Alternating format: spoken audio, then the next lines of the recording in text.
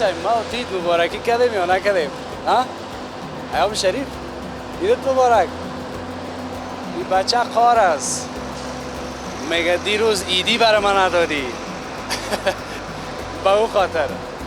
به هر صورت بسم الله الرحمن الرحیم. السلام علیکم و رحمت الله و برکاته.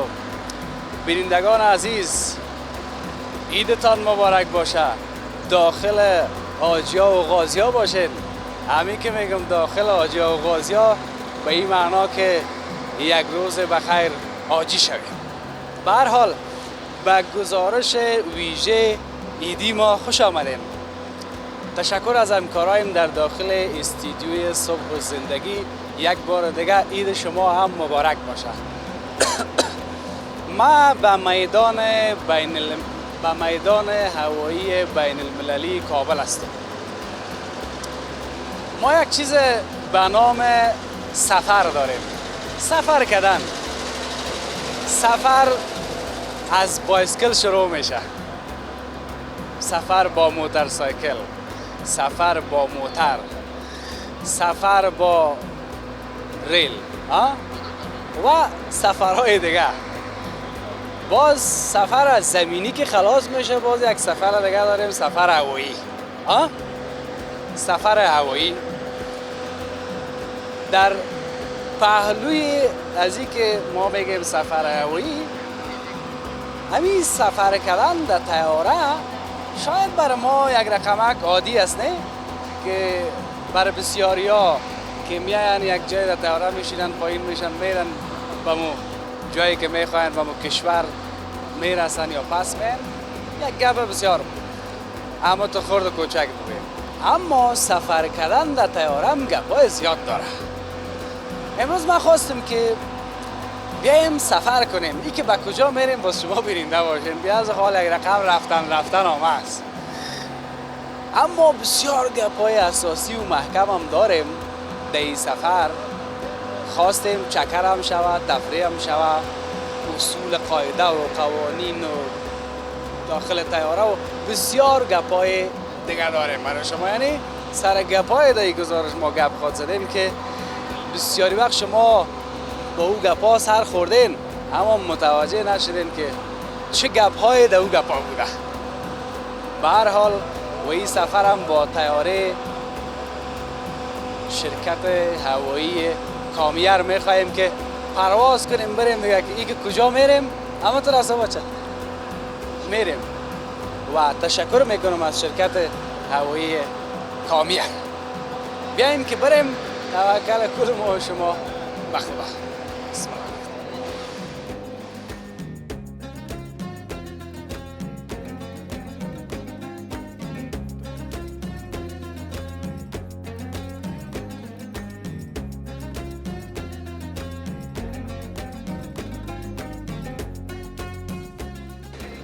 این بحث هم که است از اون بحث هایی که ما شما یگان وقت میریم طرف شار، طرف فروشگاه بگویم، یا طرف کوته سنگی یا طرف خیرخانه لیسه مریم، این منطقه. اینجا بالا شدم اینی بیادر اینجا یک شیشتم تو فقط اون سن سایل داره چرتم میزنه. خسته نباشی. صحبت بخیر. نامتان بگو. از شما همچنان بخیر. نام عبدالصمد است. عبدالصمد. دریور بس هستی؟ دریور بس کامیر. بس کامیر. حالا ما دلم بود بگویم که کجا میری؟ فروشگاه کوته سنگی یا خیرخانه؟ نه فروشگاه خونه میریم. بوردینگ هرات است. تا زیر طیاره مسافرین میبریم. بیشک تزارم. من گفتم مال خیمی که میریم اون طرف فروشگاه. نه در فروشگاه نمیشه یا رفتن بسیار بخش است. بخش است؟ بگو جا پیازو نمیشه دیگه رفتن. حالا یک چیز دیگه است که باز فرق از اینا با او بسا هست نه؟ بله یا قدر سرعت بالا ندارن، سرعتشون هم قدر به استاندارد میدان است. چند دقیقه که مسافرینا که خودت میباشن دیوال که تا میرسونیشون؟ تا امکان داره 10 دقیقه زیادتر دیگه اگر حرکت کنیم همون دورترین سوی رب یک است. یک 3 دقیقه طول میکشه زیاده باشه. حالا اگه پیاده بریم چی دمی نریم؟ رشته ورا خدا برسونیم. قانون و میدان اجازه نمیده که پیاده بریم. باید اسکورتت کنه تا زیر طیاره بریم. خیلی بخیر. تو میفهمی باز پوره شده اینجا میگن برای اینجا باز وقت آخر نماینده میاد میگه مسافرین پوره شده. خیلی باشی. سلامت باشی. قربان خواهش بخیر باشی.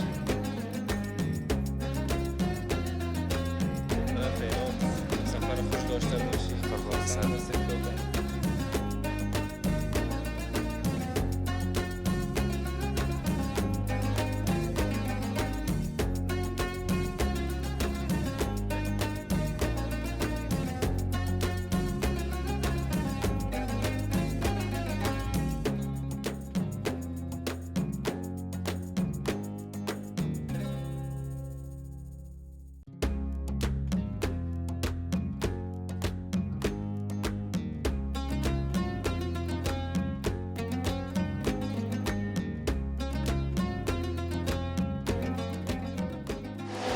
جان خیلی خوش آمدی برادر. پسند هستیم خودت داریم.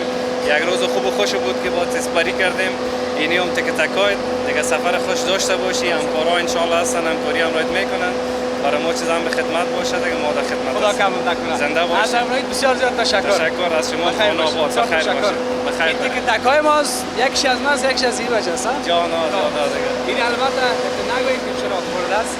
این که نصف از این کجا دادیم بازوجه ما چی داریم؟ ما اونجا بوردینگیت. بوردینگیت. بوردینگیت جانا. اونجا نصفش از این اردور نصفش گرفتن. که نصف دیگه ایش بازیش ببینید داخل طیاره اجازه بده. داخل طیاره سیتتون معلوم دار باشه که سیت کدام سیت شما هستین، جایتون در کجا است. دیگه سیت خودت سیت اول است، از همکارتون هم پولیتون سیت اول. بیشک خدا. وقتم کم است، ما باید برم میگه سیت اول گرفته. موترهای دیگه وره همو سیت پیشوری که کت دریور میباشه. بخیر باشین، سفرتون خوش. بخیر. خب بیاین که اینجا که بالا میشی دیگه البته یک چیزی را باید براتون بگویم که ما یگان شوخی یکا با دریور بس هم داشتیم. اینجا دیگه که وقتی میای بالا میشی به فکر از این میشی کسایی که با سفرهای خارجی می داشته باشه، ما میگه خدا چه وقت پس بیایم به وطن، همه رفتن خودش یک کمک فکرها را یک رقم میسازه. به هر حال تکتکای ما که ما از اصول به جای. السلام علیکم. خسته نباشید. صحت شما خوب است؟ بخیر هستید؟ سلامت هستید؟ بخیر باشید. بخیر آمدید. با اولین کسی که در میدان دروازه طیاره میبینیم دیگه اینمی خودت است. بله. اول نام تو بگو. محمد یوسف پیکان، کارمند بخش خدمات مسافرین. بسیار تشکر. پیمان صاحب. پیکان صاحب. امی وظیفه خود امی اولین نگاه مسافر دیگه به خودت میخوره؟ بله بعد از خریداری تیکت. بعد از اینجا که میبینی. بله.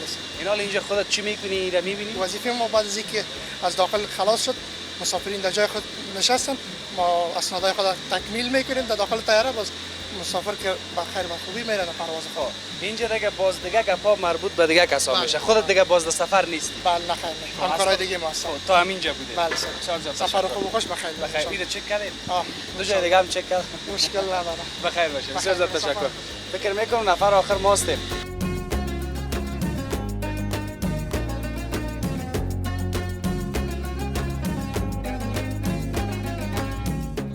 حالت بستن قرار داشته باشد. برای بستن نمودن کمربند خویش هر دو سمت صحنه کمربند را با هم فشار داده تا زمانی که صدای کلیک به گوش ماند و برای باز نمودن کمربند هر دو سمت خصوص به صورت تدریج تنفس نمایید.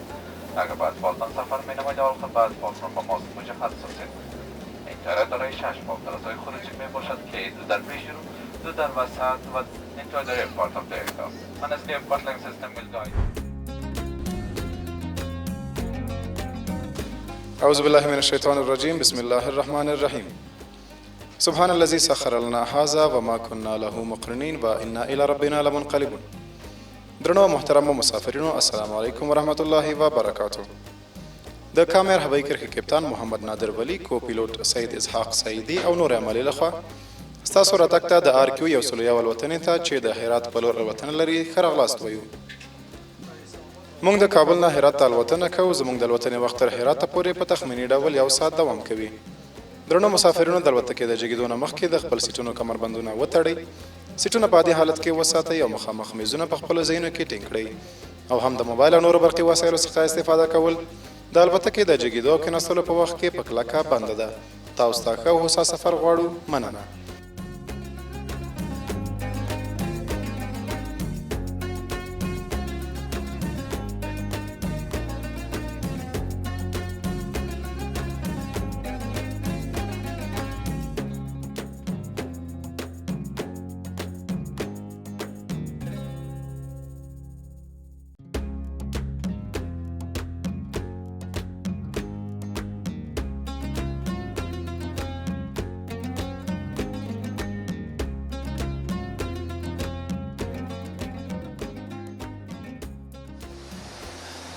خب تشکر از اینکه با ما هستیم. بعد از اینکه داخل طیاره شدیم، اما بعض اصول و قاعده و قوانینی که در اول می باشه به خاطر از اینکه مسافرین راهنمایی بکنن که چه قسم در چوکی‌های خود بشینن، چه قسم کمربند خود بسته بکنن، راهنمایی کردن.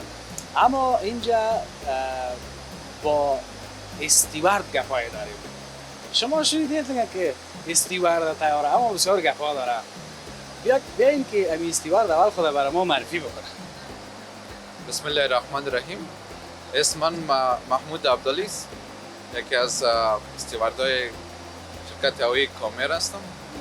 فعلا موقف ما سرمهماندار استیواردا هستم و پرواز ما از کابل به هرات است. انشالله ببینیم پروازها صحبت خواهد کردیم. بسیار تشکر، بخیر باشید. محمود جان بسیار یک بچه اجتماعی و خندروی هم است، اما چون خودش گفت که ما اینجا مسئولیت‌های زیاد داریم، منتها کم قسم میکنیم که زیاد نه. همونطور است؟ بله. خدا اصلا طیارم دیگه اینمی یک رقم دیگه اینمی حال پرواز است، یک رقم میره که تو از مرمیام کرده تیستر. بله. همونطور است؟ چیز کم. چیز کم. یک چیز دیگه خدا کنه که ساوند ما درست باشه. محمود جان، استیوارد به کی گفته میشه؟ استیوارد عموما به کسایی گفته میشه که داخل کابین می باشن، سرمهماندار یعنی مهماندار هم می باشن با سرمهماندار یا عموما ترینینگ یا میبینن و ترینینگ هم ما داخل میبینیم و بخش عملی پرکتیکل باز در ممالک خارجی که مثلا دبی است یا استانبول قسمت های کشورها میریم ترینینگ میبینیم و بعد از آن با ما لایسنس ایشیو میشه از طریق وزارت هوانوردی. از دو طریق باز با ما یعنی که وقت لایسنس یا خود گرفتیم باز استیوارد یا با ما گفته میشه که مثلا استیوارد یعنی خدمه پرواز. بله خدمه پرواز. بله. اشتباه نکنم. نه خیر. تشکر. محمود جان، همین طیاره به چند بخش تقسیم شده؟ خب در اصل طیاره به 3 قسمت تقسیم میشه که در بخش اویشن ما اصطلاح داریم بر کدام مخصوص که کاکپیت است، کابین است و گلیز است که کاکپیت عموما کپتان که کوپیلوت و انجینیر میشینن و در کابین مسافر است و ما هستیم پرواز دیگه. اینجا که ما هستیم این قسمت چی میگه دالیز طیاره میشه دیگه وطنی دیگه تقریبا و این گلی داریم. گلی عموما که بخش یک قسمت است و یک قسمت که جمع‌ستای ما خود ماست که ما میشینیم و کامل قسم این چیز در آخر هم در قسمت آخر هم قسمت داریم. بله.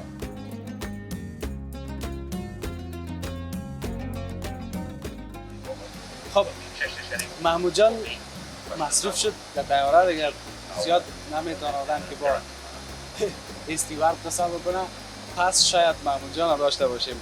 یک چیز دیگه که بر من بسیار جالب است، همین قسمت همین دالیز طیاره بودیم دیگه یا گلی که محمود جان گفت عطاالله شنیزه گفت همین بخش ما برات میگم که اینجا کجاست چی میشه. همونطور از خوب است. بله شما خوب هستین ان سلام به همگی بیننده‌های تلویزیون آریانا و با شما همکارای عزیز بازم خوش آمدید. تشکر و خیر باشید. راستی پیش از اینکه این بخش بگویید با محمود جان چند نفر دیگه میباشید شما هستین فعلا؟ ما فعلا در این طیاره قسمی که شما ببینید بوینگ 737 300 کلاسیک میگه طیاره را. در این طیاره ما 4 عملی پرواز هستیم، خدمه هستیم که داخل کابین و مسافر و به حالت اضطراری در حالت سرویس میباشیم. این قسمت اینجا چی هست؟ این جالب است نه که این الماری گاز اینجا یک دروازه است، اونجا یک دروازه. قسمی که شما میبینید از این دروازه ما داخل شدیم. این طیاره عموما دارای 6 دروازه میباشه که 4 دروازه رو ما میتونیم به حالت عادی ساده استفاده کنیم، مسافر میتونه آمده و رفته و 2 دروازه دیگه 6 دروازه به حالت امرجنسی خدای نخواسته اگر رخ داد استفاده کنه میتونیم. باز از دروازه که شما آمدین قسمی که داخل شدین دست چپ ما دروازه کاکپیت است که این دروازه دیگه از خود رستریکشن از خود می داشته باشه که هر کس داخل شدن نمیتونه و از خود یک شفر یک چیز می داشته باشه که باید داخل بره. و این منطقه را که ما شما فعلا استاد هستیم به نام گلی در ویشن یاد میکنه در وانوردی که از خود مثلا ما ترالی داریم که داخل از این با مسافر غذایش چیز که از داخل از این نگهداری میکنیم. حتی ما داش هم داریم میتونیم در اینجا غذای خود را گرم کنیم. کافی میکر هم داریم که هوا گرم به ما میده. و تشناب داریم در پیش روی. یه تیاره دالای دو تشناب میباشه، یکی در پیش روی میباشه و یکی در آخر میباشه. مسافر میتونه و آجنت‌های اولیه خود از اون استفاده کنه. گپ مهمه گفتی مثلا آدم کمک که سرش زخمه فشار می کسری خود تازه کنه و خوب هست دیگه. اصلاش مشکل نیست، میتونه دستور خود تازه کنه. اگر یک آدم وضو کنه با وضو باز اجازه نداریم چون این سیستم تیاره و قسمی ساخته شده که در پایین لاین های برق بسیار زیاد میباشه. اوریزی باعث شاید شورتی شود و مسئولیت مسافر را در خطر بندازه. از اون خاطر ما اجازه داده نمیتونیم تو وضو کنیم. و به خاطر از اینکه بیشتر آجی صاحبای ما که میرن این سوال هم به خاطر پرسان کردن که اونا همیشه میخواین که مثلا با وضو باشن نه بعضی هایشان زیادتر تاکید میکنن. بله آجی صاحبان همیشه ما میگیم ماشاءالله آجی صاحبای ما خوب آجی صاحباست. هر چیزی که برش بگیم با این قسم عمل میکنن وضو نمیگیرن. تشکر. همین جابجایی وسایل هم خیلی مهم است. بحث‌های شاری هم که ما این طرف میرفتیم سابقا یگان چیز هم میمانده. این چقدر مهم است نیست؟ در طیاره اولیت ما مسئولیت مسافرین است. دیگه ما باید تمام بکس‌های که برای مسافرین میباشد در بالا ما به نام هترک یاد میکنیم، اوورهد لاکر یاد میکنیم. در اوجا باید نگهداری کنیم. چون خدای نخواسته اگه حالت امرجنسی رخ داد، امی بکسی که مسافر در بغل خود گرفته یا زیر پای خود مانده میتونه باعث شه یک مسافر را پرت گفته. وقتی یک مسافر رفتی دیگه تمام راه بند میشه. باز ما نمیتونیم مسافرین باید که در 90 ثانیه که ما وقت نداشته باشیم مسافرین از طیاره تخلیه کنیم، تخلیه کردن نمیتونیم. از خود بسیار مهم است و بکس‌ها باید بالا مانده شود. تشکر الله جان. یک چیز دیگر هم سوالات زیاد است. و از خاطرات جالبت میشه بگی که همه قدر وقت که بودی در پروازها رفتی آمدی یک خاطره جالبت خاطرات جالب بسیار زیاد است. دیگه یکی از خاطره جالبم که یک تن از مسافرین وقتی که ما اعلان میکنیم اناونس میکنیم تا موبایل های خود خاموش کنیم، دیگه یکی از مسافرین از وجای عزیزم و گرامی ما بود، دیگه در موبایل خود دست میزد و هوا هم خراب بود. هوا خراب بود، طیاره شور میخورد. دیگه مسافر که بغل شیشته بودی فکر میکرد این موبایل استفاده میکنه، از اون خاطر هوا طیاره شور میخوره. دیگه سر از اون قار بود لطفا میگه تلفن تمسک بود که هوا شور میخوره و طیاره شور میخوره تا طیاره پس حالت عادی خود بیاد. بسیار قار بود.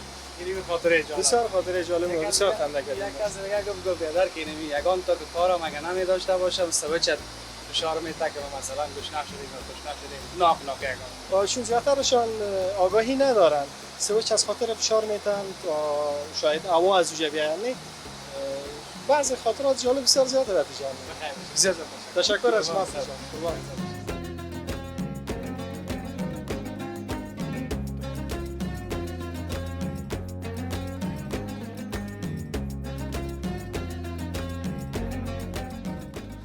عبدالله جانم دمی سفر با ما یک جا است. خسته نباشی عبدالله. تشکر، زنده باشین.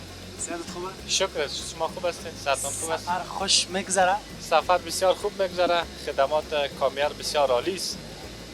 با وقت و با موقع است. تا حال سفر بسیار خوب گذشت. بسیار تشکر. اولی سفرت است؟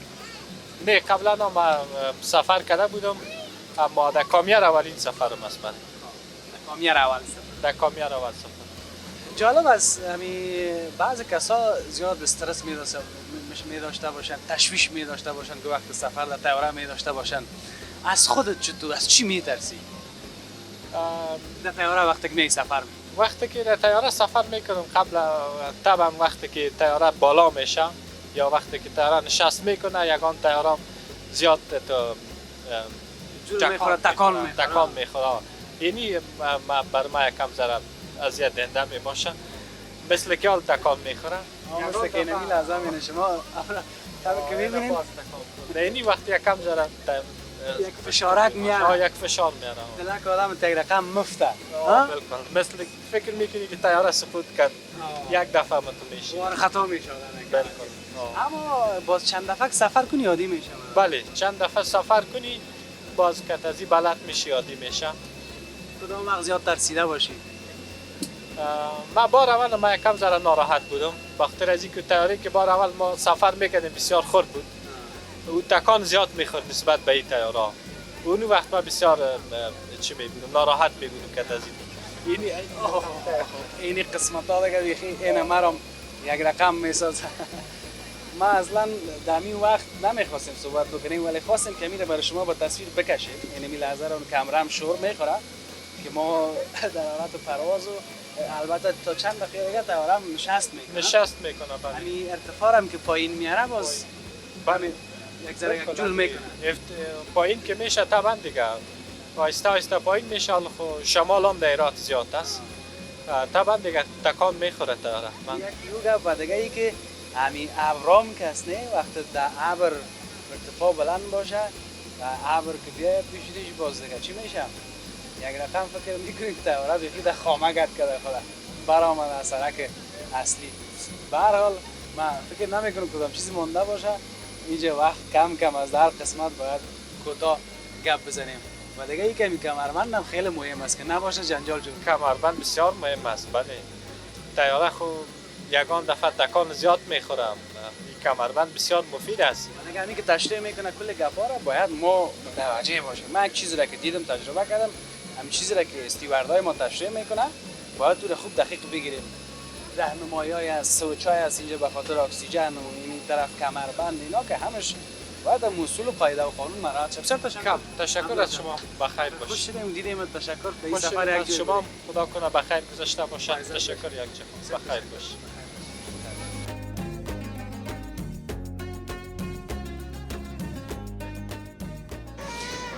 سلیمان جان در این سفر که ما بود یک نوجوان بسیار خوش اخلاق اجتماعی و سرسخت علاقمند گزارش‌های ما گفت یک دقیقه گپ هم که نزنیم که نمیشه. سلیمان چطور بود سفر؟ بله سفر خوش بود. من شما را در پایینم دیدم در پیدان و یک عکس تان گرفتم. از دور گرفتی؟ بله. و من خیش خبر ندارم و من یک علاقه داشتم شما رو ببینم و یک علاقمند شما بودم و شما بسیار تشکر. بخیر باشید. سلیمان امی در زیادتر در صفحات اجتماعی میبینی در تلویزیون میبینی گزارش‌های ما؟ در چی بودم؟ تیک تاک بودم. در تیک تاک زیادتر میبینی؟ بله. خب حال عراق چی میکنی که آمدی؟ عراق خانه کاکای ما سوابجه میرم. خب میمونی میره؟ بله. چند روز میباشی عراق؟ یک هفته وارم میباشم. یک هفته وارم. هر وقت همه قسم در طیاره میرین یا؟ بله. همه قسم در موتر خوب است که برین در موترهای 580 یا در طیاره؟ در چی بریم؟ طیاره بریم بهتره. در موتر 580 نمیشه. وضعیت خراب میشه. این خوب است که زود میرسی. بله. خوشایند است برات. بله بسیار خوشایند. خب بیشک. دی زیاد ساعت دیر میشه دیگه. بله بسیار خوشایند است. خب. ساعت هم دیر میشه. بیشک است. بسیار زیاد تشکر. باز نمیترسی در طیاره؟ کل فامیل است کردم؟ بله. چند نفر است؟ تقریبا 4-5 نفر هستیم. تشکر. کدام گفتنی اگر به ما و مردم داری از طریق کامره تلویزیون آریانا بود؟ همین گفتنی است که شما را یعنی حمایت تان کنم. خب بسیار زیاد تشکر. بخیر باشی. قربان تو. سلام بخیر. بایزاد باشی.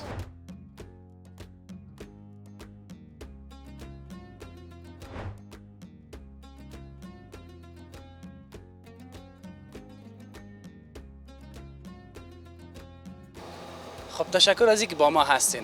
ما در مهمترین قسمت طیاره هستم یا بگویم جلو طیاره، از جایی که این طیاره کنترل میشه و دست راستم هم کسی ششته که به وجودش افتخار میکنیم نادر ولی یا ولی صاحب بگویم، یکی از شخصیت های بزرگوار و کسی که سالها در همین قسمت تجربه دارن.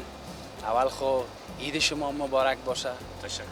داخل آجا و غازی ها زنده باشین بعد شما و دستاندرکاران پروگرام برنامه شما و با جمله وطن و مردم وطن ما که در افغانستان یا در خارج افغانستان هستند سلام عرض میکنم و بعد از او عید برشان مبارک میتم و داخل آجا و غازی باشین. بسیار تشکر. بخیر باشین.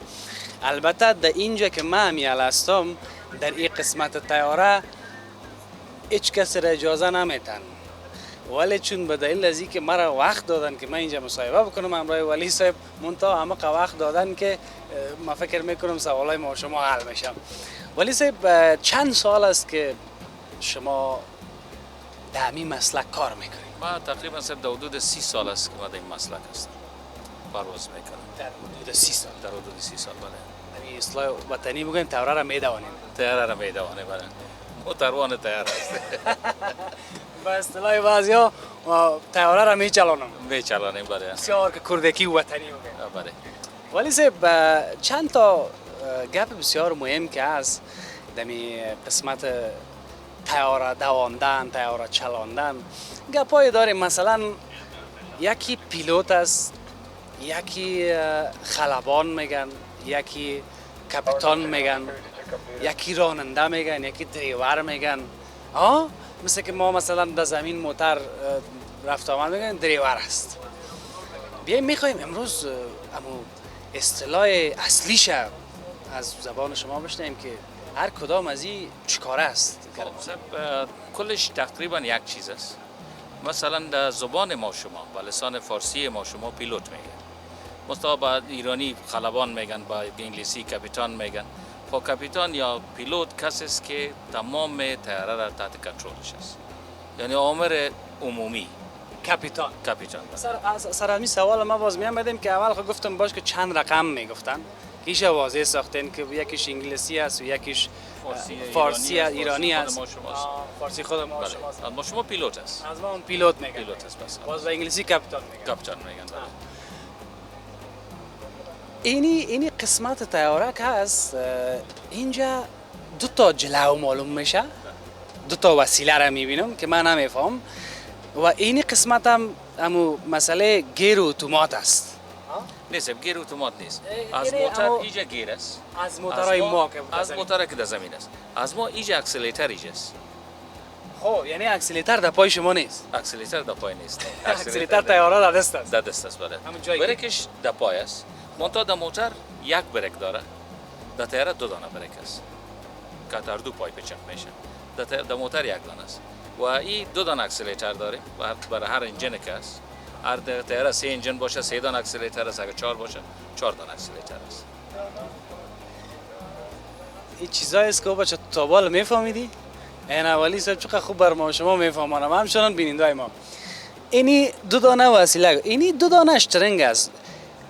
دو مثلا کپتان طرف دست چپ می باشه، دست راست معاونش یا کوپیلوت.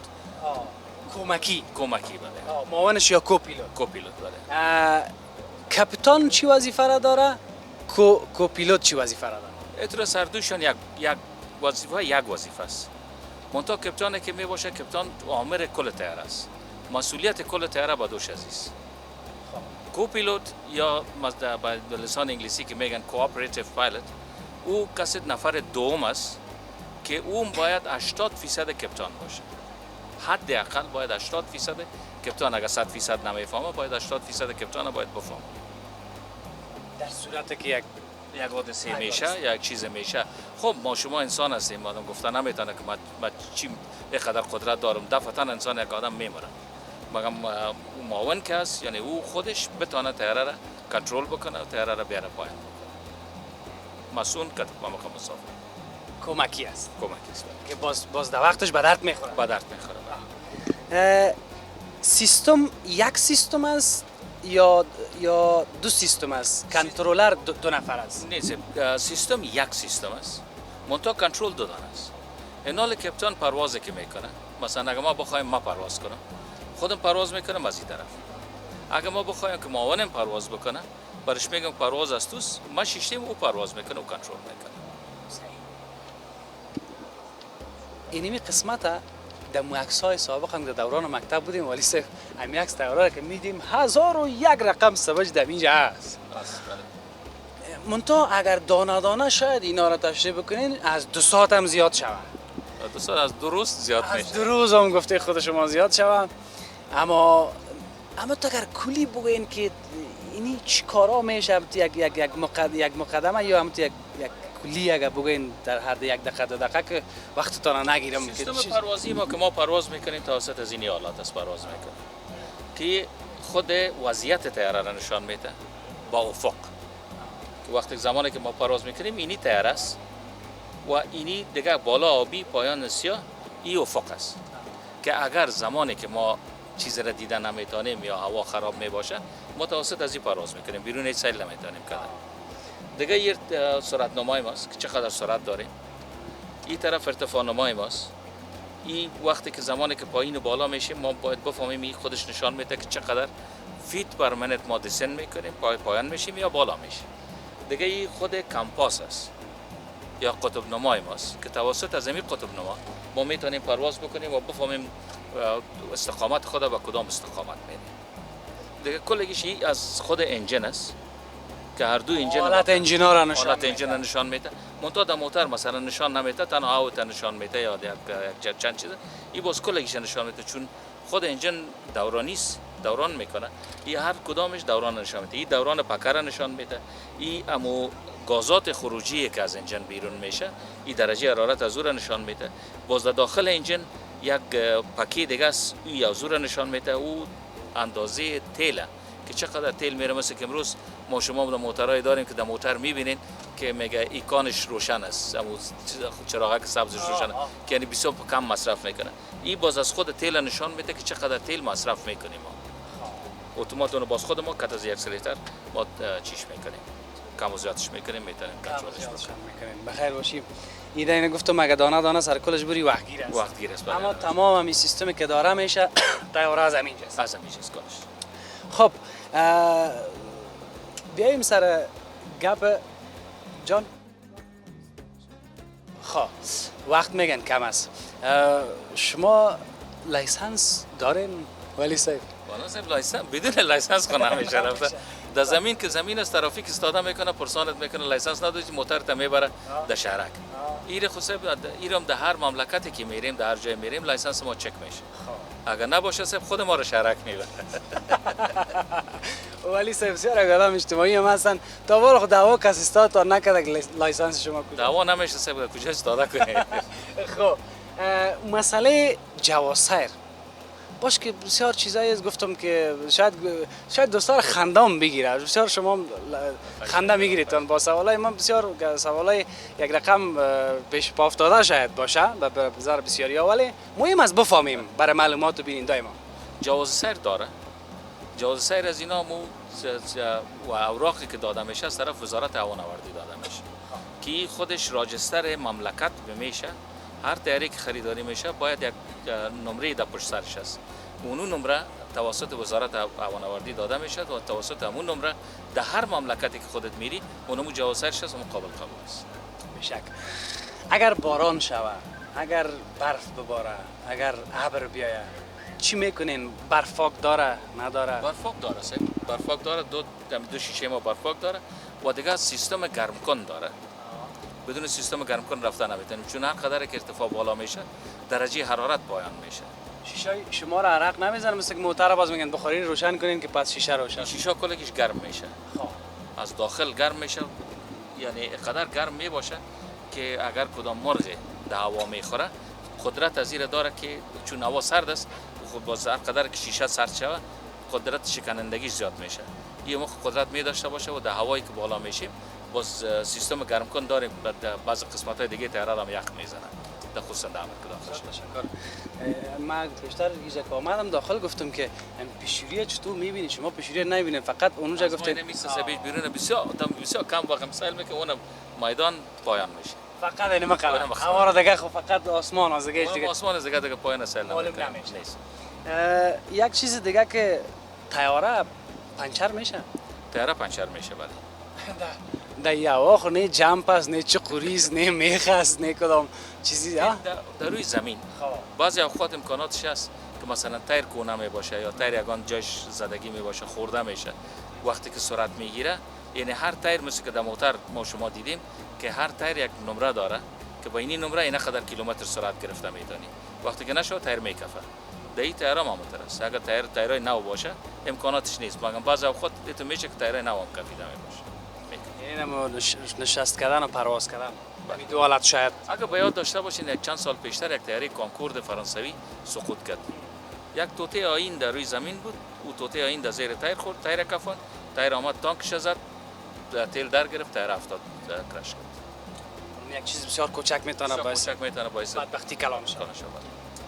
چیز دیگه ای که یک ویدیو دیده بودم، یک پرنده باعث سقوط طیاره شده بود. باعث سقوط طیاره امکاناتش نیست که باعث سقوط طیاره شد تا زمانی که خود پیلوت ورخطا نشه. امکان داره که مثلا انجین کشش بکنه، انجین در انجین بخوره، انجین از بین ببره، لکن اگر پیلوت ورخطا شد خودم میکشه، اون قدر 100 یا 200 نفر که در پشت سرش است او را میکشه. اگر نیک ورخطا نشی طیاره مسئول ترین وسیله نقل است که آدم برای بیاره. یعنی هیچ وقت خود طیاره نمیفته تا زمانی که بالش بپره، یک چیزی بپره، او خط شلایده است. و غیر از او که اگر انجینش از بین بره میتونی پس پایین شی.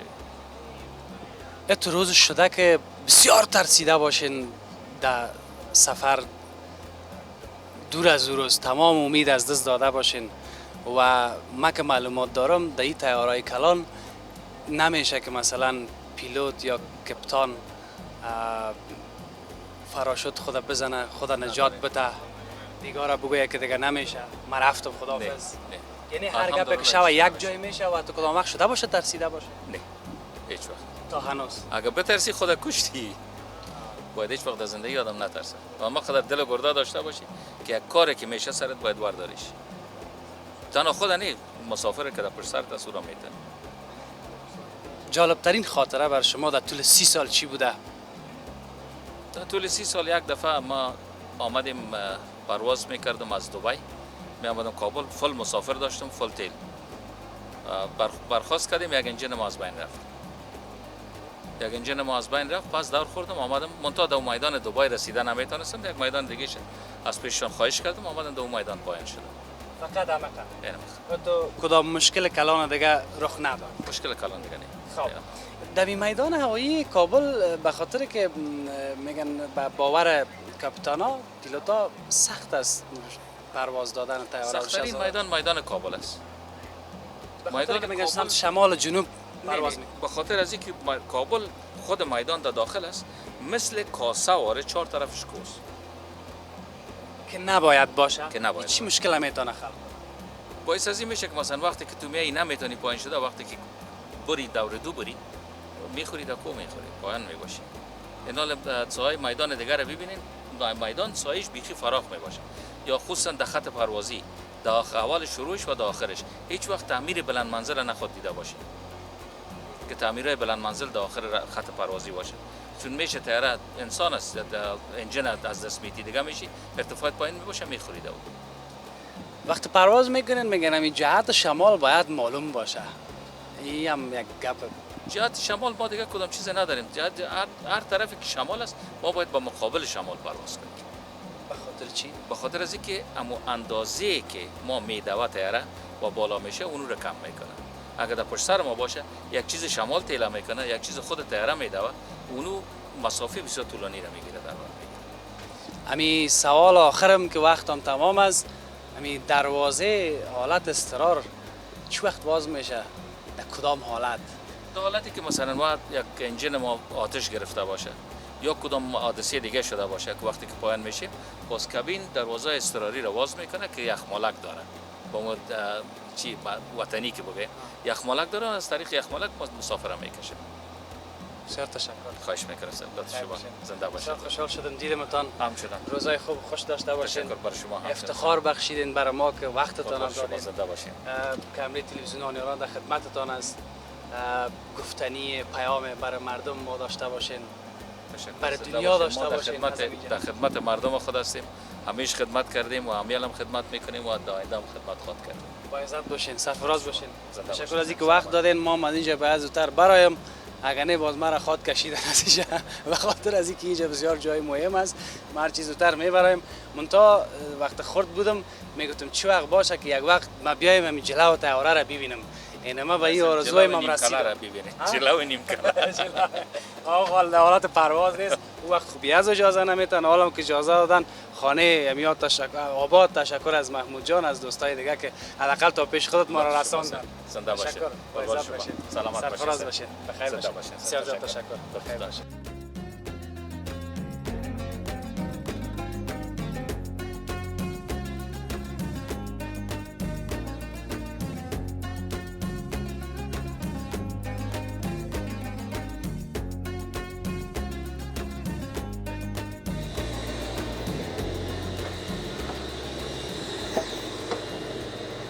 خب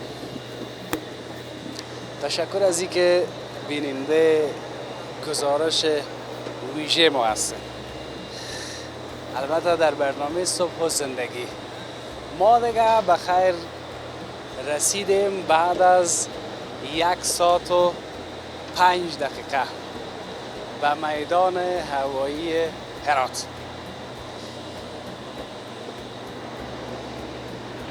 اینمی فعلا هم در میدان هوایی هستیم، اما چیزی را که من دیدم در این سفر ای که اقدر یعنی سفر در طیاره راحت است. اما تو نیست بچم، آدم بسیار زیاد هم تو براحتی بخصوص در ولایت ها که میرن نهایتش 1 ساعت 1.5 ساعت یا 2 ساعت راه میکنه، نه خاکپر میشی نه گرمیت میکنه، یک شکمک نان هم برات میتن، هوا هم برات میتن، اگر دستریت هم بخوایی تازه کنی میشه. اما ترس و در پولیش لذت هم میبری، اون یکان تصویر کام میتونی بگیری از کلکین یا روسی طیاره.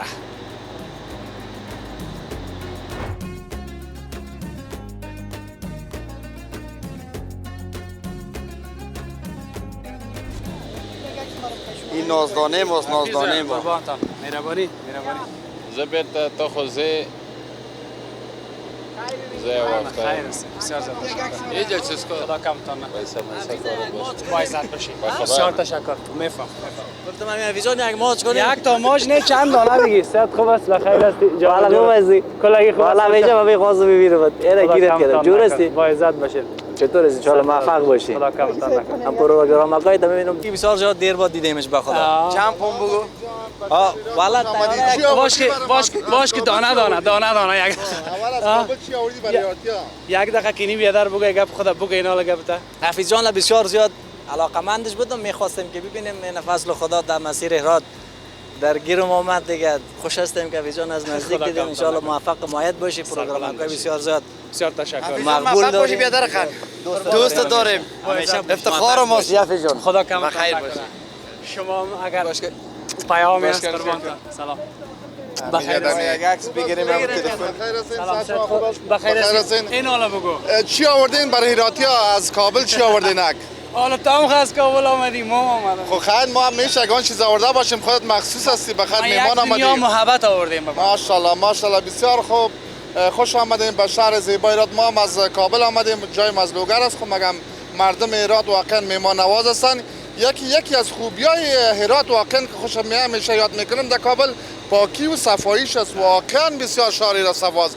یعنی من ایران میمانم که اول از این طفل از شروع میکنم چی رقم طفلای خود تربیت دادن، چی رقم یک روش برشان یاد داده که من میخوایم امور به دیگران هم چیز یک الگو باشن که چی رقم ما شهر کابل میتونیم پاک صفا به این شکل نگاه کنیم. چرا پاکی نظافت خود چیز ایمان است و یک بسیار واقعا شهر هرات همه جایش بگردی بسیار پاک است. کل ولایت‌های ما مقبول از زیباست، اما پاکی شهر هرات واقعا بله.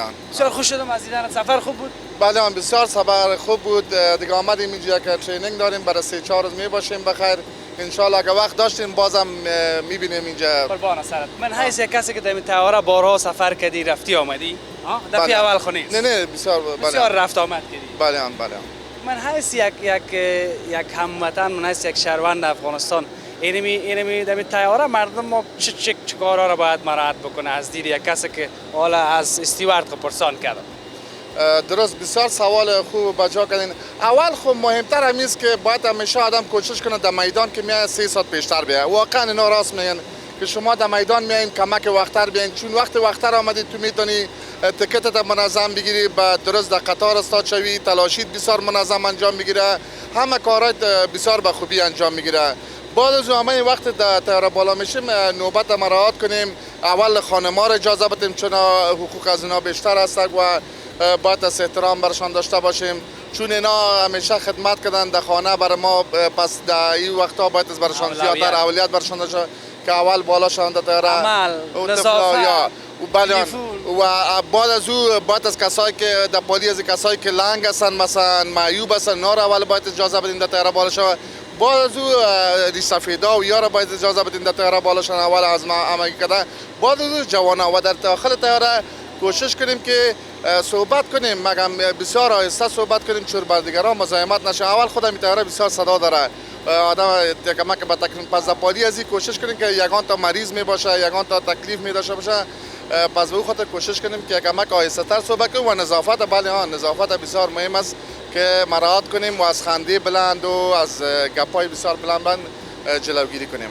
عمل نداشته باشه. عمل بلند، عمل چیزا خو قطعا اجازه نیست در تیاره. چی خاصه در موتر سیگرت اجازه نیست، با در تیاره خو بیخی باید از سیگرت و از نسوار و از این چیزا باید از تلفن خاموش. تلفن خاموش باشه. بله. مگر گپی است که یک قلو تروش خو باید بتی ما را دیگه. چرا نه؟ 1000 دفعه ان شاء الله ما خدمت. ان شاء الله ما در خدمت هستم، هر چی که بخواین. بله هم. یکی از اون سینی هیراتی که میگن نه 25 رقم برنج خود یک پتنوس است چند رقم. بسیار مزه‌دار، واقعا نانای غذاهای ایراتی که بسیار مزه‌دار است. یک چیز دیگر هم براتون بگم، جوان است یک جوس ایراتی، بسیار معجون ایراتی بخورین، جوس ایراتی بسیار مزه‌دار است. بخیر باشین. بسیار تشکر. بخیر. خدا کمتون نکنه. ما دیگه اگر رفتیم طرف شار هم باز ما شما هستیم، اگر نه که نرفتیم پس میری کابل بچه یا میری طرف شار بریم یا نه. خب اگر بودیم میریم طرف شار، اگر نبودیم باز پس دیم تیاره میشینیم مستقیم دیم میدان هوایی کابل پایان خود شدیم. به خاطر کجا یک عالم کار دیگه ما مانده.